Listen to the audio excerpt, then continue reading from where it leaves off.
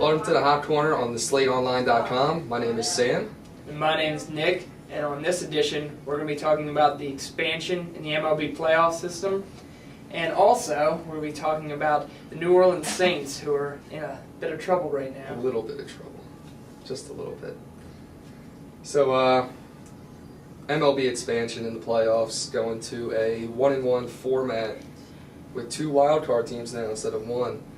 Nick, what are your thoughts about that? Because I am livid. I love it. I think it's great because if you think about last year, we had 2 teams, the Red Sox and the Braves, and they were both in positions that they could have had this wild card position, and they could have been fighting one more game. So I think it's interesting. Think about it though. It's a 162 game season. It's a marathon. That's what baseball's known for. It's known for the long summer days, the long summer nights. The pure essence of the game is based on the marathon. Boston and Atlanta had September collapses unseen before. If you had the 2 wild card team playoff, or whatever they're doing now, last year, the game with Baltimore and the Rays heroics in the last innings, that would mean nothing. Just both of those teams would have been in. It would mean everything. I mean, you're still going to have another game with more action in it. Yeah. That's the thing. Yeah, but they're going to be in a situation, again, if they win, they're in. If they lose, they're done.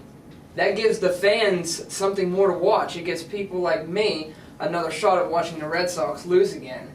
That gives somebody like a Braves fan another shot at getting them in. You know, I mean, it does more. It brings in revenue because it's an extra game, and I mean, I know a lot of people who've gone away from the game of baseball, and last year a lot of people watched that because it was exciting at the end of September. I think another game is going to help. I don't like the 2-team wild card playoff is seriously lacking. But what's even worse about it, I could get over the 1-1 playoff. That might be okay. It's going to generate revenue, but that's fine. What I cannot stand, and thank God is changing next year, is the format, the 2-3 format, where you'll have your division leader go against, say, the wild card team that wins. They'll be on the road for 2 games to start off.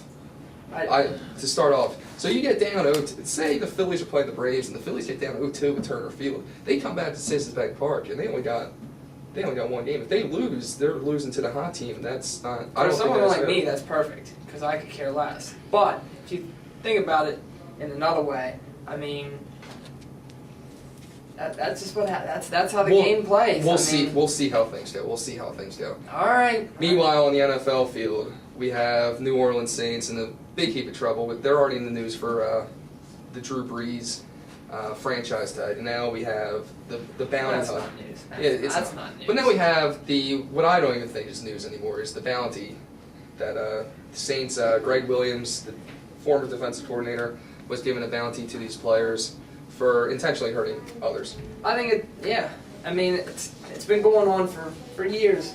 I mean, and then you use 2 examples of Brett Favre and Kurt Warner, who were both 65 trying to play. I mean, come on. Of course they're going to be looked at as targets. I mean, why aren't we talking about 20-year-olds that were targeted? Why are we talking about 40-year-olds that the Saints were targeting to get extra money? Like, Ashley Fox from ESPN just wrote an article today debating on whether Sean Payton should get fired for this. And believe it or not, I didn't believe the article at all. I think Sean Payton, even though he didn't stop the bounty, was in no wrongdoing because every NFL team does this. They might not. He did know about it, though. He did know about it. They know about it, but they don't. Did know about it. Every NFL team does it to a certain extent. They may not. That's true. They might not collect money for it. Because Jonathan Vilma, he threw down $10,000 on the table to knock out Brett Favre for the game. Mm-hmm.